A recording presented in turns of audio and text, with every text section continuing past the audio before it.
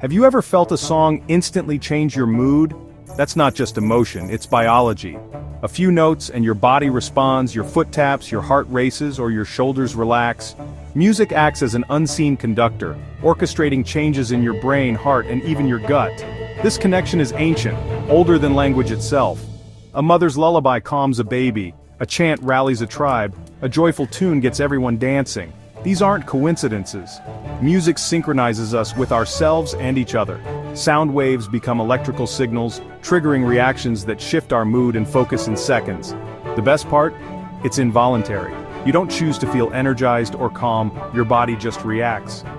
Music is a tool for health, working on a primal level, using rhythm and harmony to tune our internal state. Think of your body as an instrument. Life's stresses pull its strings out of tune.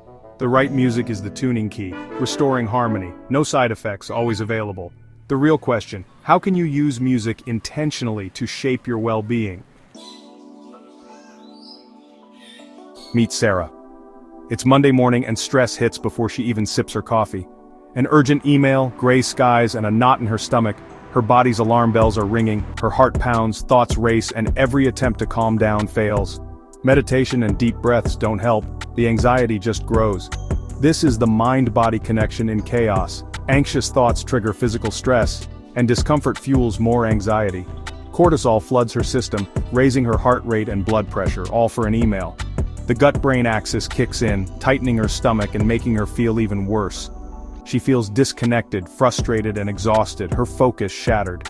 Sarah's internal instrument is out of tune, her nervous system stretched to the limit. She needs something deeper than willpower or advice, something that can break the cycle. This is a common struggle. Stress isn't just in your head, it's in your body. The right intervention can reset the system. But what can reach her when nothing else works?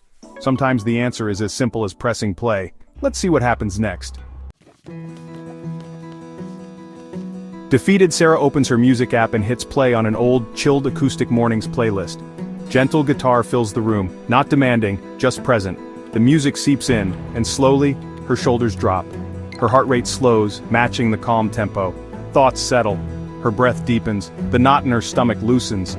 The music does what meditation couldn't, it retunes her body and mind. The stress isn't gone, but her relationship to it changes. Music creates a buffer, a pocket of peace, letting her think clearly. Her world hasn't changed, but her internal state has. This is entrainment. Her body's rhythms sync to the music, inviting relaxation. She didn't force it, her body simply accepted the invitation. What happened inside Sarah's brain? Music enters the ears, travels to the auditory cortex, then deep into emotional centers like the amygdala. Slow, gentle music calms the amygdala, lowering the internal alarm. Dopamine is released, counteracting stress hormones like cortisol. It's a chemical rebalancing, stress down, pleasure up. The heart responds too. Slow music activates the parasympathetic system, slowing heart rate and blood pressure. This cardiac coherence signals safety to the brain. The gut-brain axis relaxes, easing tension in her stomach. A simple melody orchestrates calm across her brain, heart, and gut. Music's power is in this deep automatic rewiring. It's not just distraction, it's a full-body reset. That's the science behind the magic. The lesson? Different music shapes your biology in different ways. Music is a toolkit, choose the right tool for the job. Fast, upbeat tracks over 120 BPM activate your system, perfect for workouts or powering through tasks. They raise heart rate and boost energy like a natural shot of adrenaline. Slow, steady music, 60-80 BPM, calms you, lowers stress and helps you unwind. Use it for relaxation, meditation, or sleep. The key is matching music to your needs, not just your mood. Start your day with energy, focus with instrumentals, and wind down with calming tunes.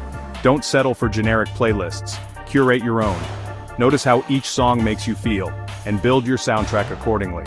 With intention, music becomes a tool for self-regulation. You're in control of your internal harmony. But beware, music isn't one-size-fits-all. The wrong song can amplify the wrong mood. If Sarah had played aggressive metal during her anxiety, it would have fueled her stress, not soothed it. That's a mood mismatch. Your body syncs to the chaos, deepening anxiety. Likewise, sad music can intensify sadness, making it harder to recover. The goal isn't always to match your mood, but to guide it. If you're sluggish, don't reach for sleepy tunes. Try something gently uplifting. Lead your nervous system where you want to go, step by step. Sarah learns this by experimenting. When tired, she swaps calm music for upbeat Motown, and it lifts her energy. The right music nudges you in the right direction. Diagnose your state, then prescribe the right musical medicine. That's how you use music as a tool, not just a background. Here's how to become the conductor of your own inner orchestra. Pay attention to how music affects your body. Track what energizes, calms, or focuses you. Build personalized playlists. Focus, energy, calm. Tailor them to your taste. What works for you may not work for others.